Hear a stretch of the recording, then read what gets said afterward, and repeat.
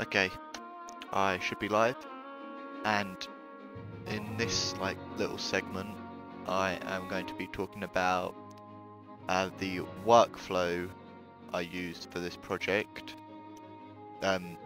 from just the modelling stage, because I've already talked about the ideas gen and all that in their individual sections. So this is literally just from after the ideas gen up until this point.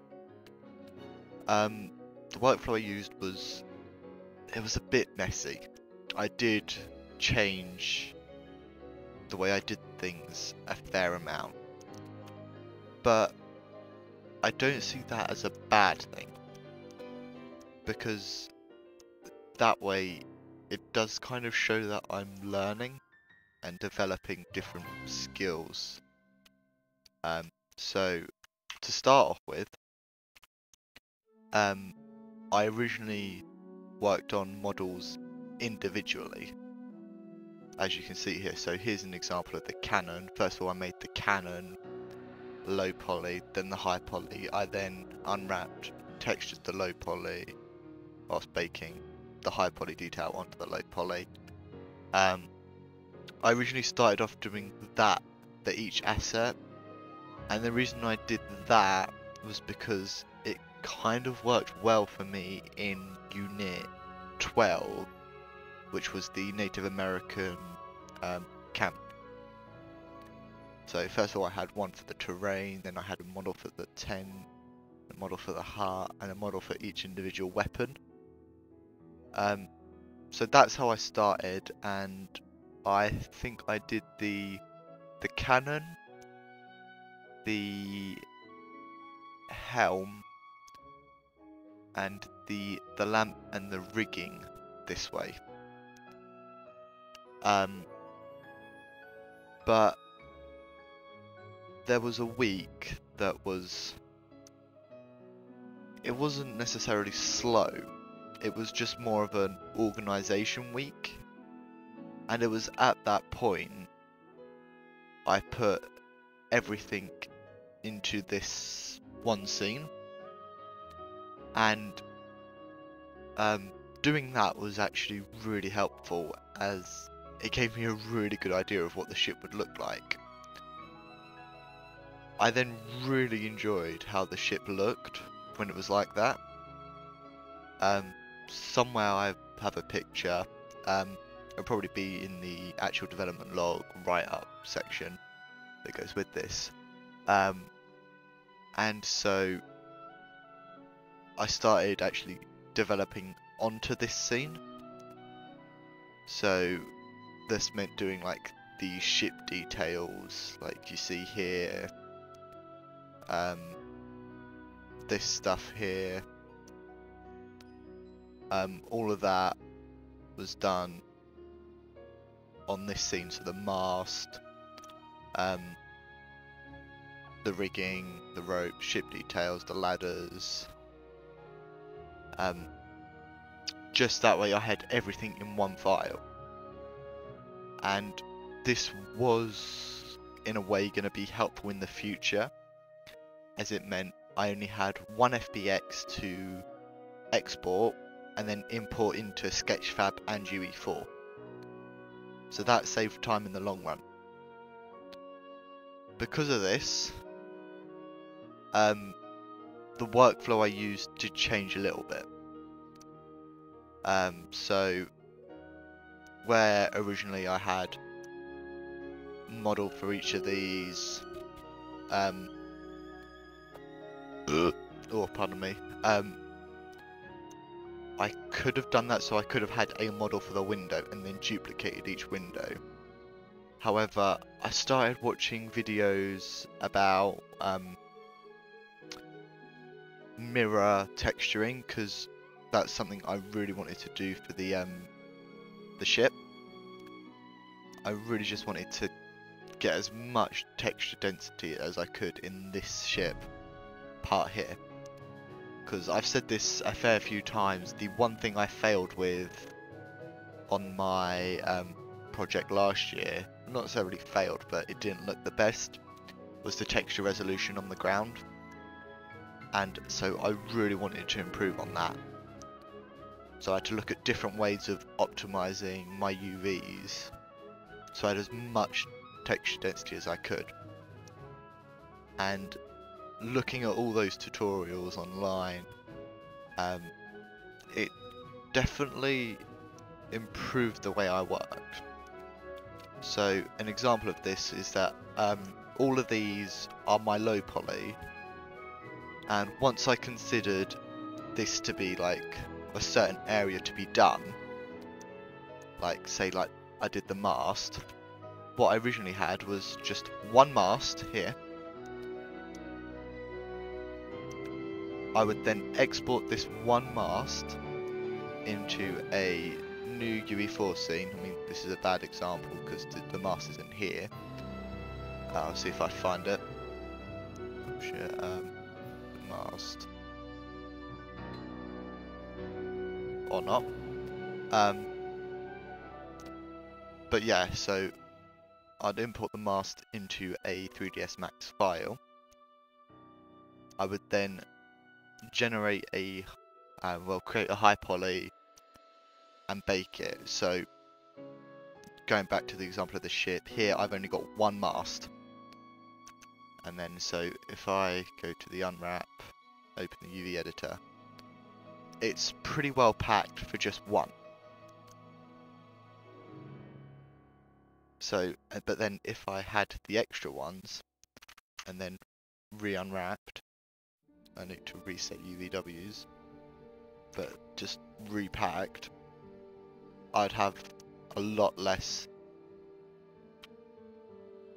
texture density, because it's having to allocate the entire UV space for 3 as opposed to 1.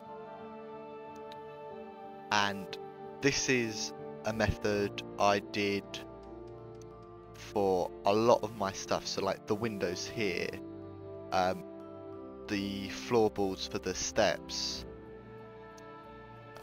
even the actual assets themselves. So like in the assets file, I'll just show you the Substance Painter file.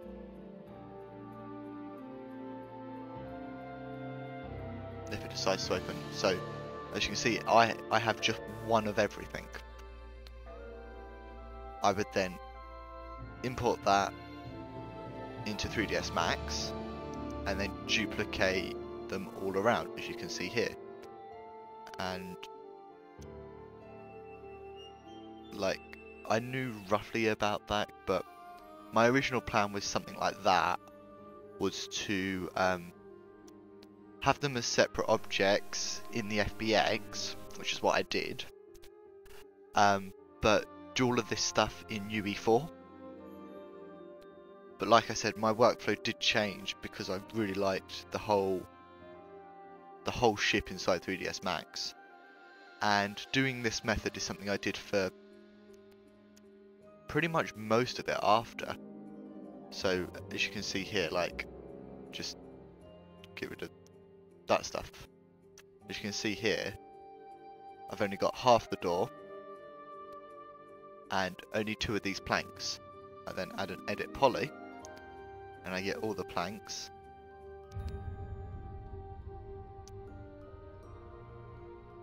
Like one of these things. I then have more of those things and a longer chain, because this is just one chain.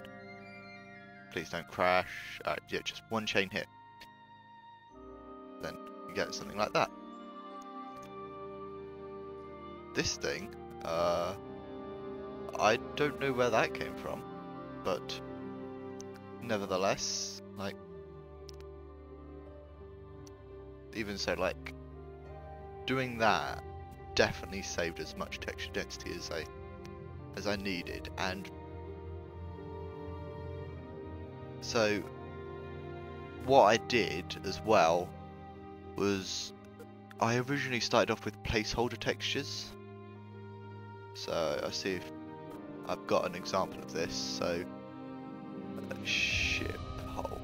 Yeah, so as you can see here, what I did was I imported the whole scene using placeholder textures, which were normally substance default materials, and I knew I had to change them. It's just using the substance default materials gave me a really good look into how it was going to... I think all of these, to be fair, all of these are substance... well, minus a couple things.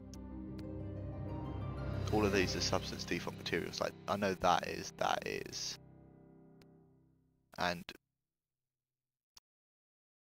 it does look good here. But, like I said, what I did was, once I had everything in UE4, I would take an asset individually. As you can see in my files, I got like the assets to the cannon, the filler assets, the helm, the lamp, and I would texture those properly, individually, and then I would import the new ones. So as you can see, I've got like the older versions and the newer versions, and well, it won't be on the cannon, but like as you can see here, I've got not that one or that one. Maybe they've been deleted, but even so, like,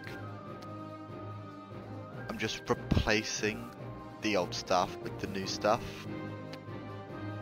And I also feel like that was very time efficient as well, because instead of spending a lot of time there and then trying to get it to look right and then putting it in UE4, I just whacked it in UE4, did all the stuff I wanted to do, like the water, the lighting and stuff, got it to a really good position, and then I could focus on the textures.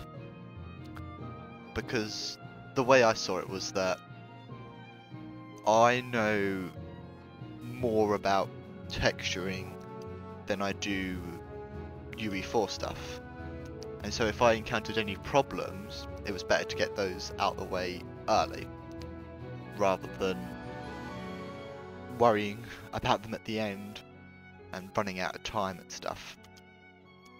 So that's how that happened, and like I said, it's just the workflow. It changed because I looked at more efficient ways of doing things. It's like the rope here, apart from this little incident here, which that's gone wrong, and I'm going to talk about that in another section. But as you can see here, all of these, I'll do it in basic late so it's easier. All of these are just these parts here where it's tiling. You can see here it's a tileable texture, and so that's really efficient. And like I said, speaking of problems, I'm glad I did do it this way, because again, it saved me texture resolution. However, when I built my lighting, I'd have things where, because they were duplicated, their light maps, it would give me an error saying I had overlapping UVs. It's not for. And so the build wouldn't look right in certain areas. And like I said, it was better to figure out that problem early, as it was really a model problem rather than a texture problem, rather than stress about it at the end, because I wouldn't have known what to do. And I'm glad I did do it that way. And it turns out it was a simple solution. It's just on some areas, if you can see here, where it's like blue, it means I could up the resolution of the light map, which was what it was being built on. And so you want something that's about green, which I'd say I've done, and I was shown how to do this on one of them. And so any of the other issues, I then carried it on over. It's like this is the one where it's broken, I think. Yeah, this is the one where the unwrap, it kind of messed up. And so this one isn't going to be as good as the other ones. But I had like really dark, harsh areas. But luckily this fixed it. It's like with these ladders, it's like every now and then there'd be a really, really dark one, and it didn't look right. So that's an issue. With the like I said, once I had everything in UE4, I started working on things like the lighting and post-processing. Another thing I did was the water. I am going to talk about the water separately, because this is just talking about the workflow I used. And the order I made things was the cannon, then the helm, then the lamp. As you know, I did the rigging very, very early on during the ideas gen stage, because I knew I was making a ship, and you can't really do ideas gen for a ship. But once the ideas gen were done, it was the cannon, the helm, the lamp, the ship. And with the ship, I changed the way I did things so many times. Well, not really so many, just a couple. So with my test piece originally, I talked about having separate material IDs for the floor to the rest of the ship. And if I did this as well as with what I've done now, it would have given me even more texture resolution, but I felt like that was a bit too much. It would have been better, but it would have been a few more draw calls. And so I left it like this. And when you're actually playing, oh, that's the old one. Ship hole, new ship. There you go. When you're actually playing, it doesn't look too blurry. If I did do it that way, it would have looked sharper, yeah. But you have to bear in mind that this is a hand-taken photo material, and so things like that could occur. Yeah, so like I said, I originally started off doing a material ID for each of these sections, and then looked at mirror unwrapping, which means I only needed one material ID for both of them.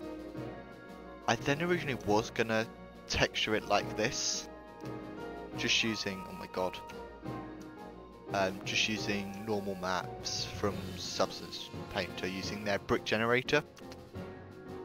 But I knew that this wasn't the right scale. I was going to add more planks. However, I felt they would have looked a bit too uniform, and so I just did a normal high poly thing here. As you can see, it is sticking out a fair amount. With this area, I actually didn't worry as much, because there was going to be something covering it. With this area here, I used the spot healing brush in Photoshop to remove all of this normal map area where it sticks through, and that did work. It's like, I mean, I'm sure there are some areas where you could see it, but generally it's alright. And I did use the brick generator for the outer part of the ship, as well as gave it softer edges, which are slightly noticeable, but not really. And that's kind of annoying, but I suppose it's alright. And it's because with making the high poly for this one, I did encounter a few problems when I added turbo smooth. So I didn't add a turbo smooth, I just chamfered it. and turbo smoothing would have given me a better result, but it had problems, so I just left it as it was. I felt like it would have been more hassle to try and fix it and more time consuming. So yeah, that's a pretty much talk on the workflow. This video was a little bit messy as well, but I just wanted to get as many of the points across in the way that I changed. And I felt like I said right at the start of the video, the fact that I did change, in terms of the actual project, is not good because it was inconsistent. However, in terms of my abilities, I would say that it is good, as it shows I'm developing and learning more efficient techniques. So yeah, that is the video. I think in terms of layout of my development log, it's the textures I used, the workflow I used, and then I'm going to talk about the actual process in each individual sections. So this is the end of the video. Thank you for watching.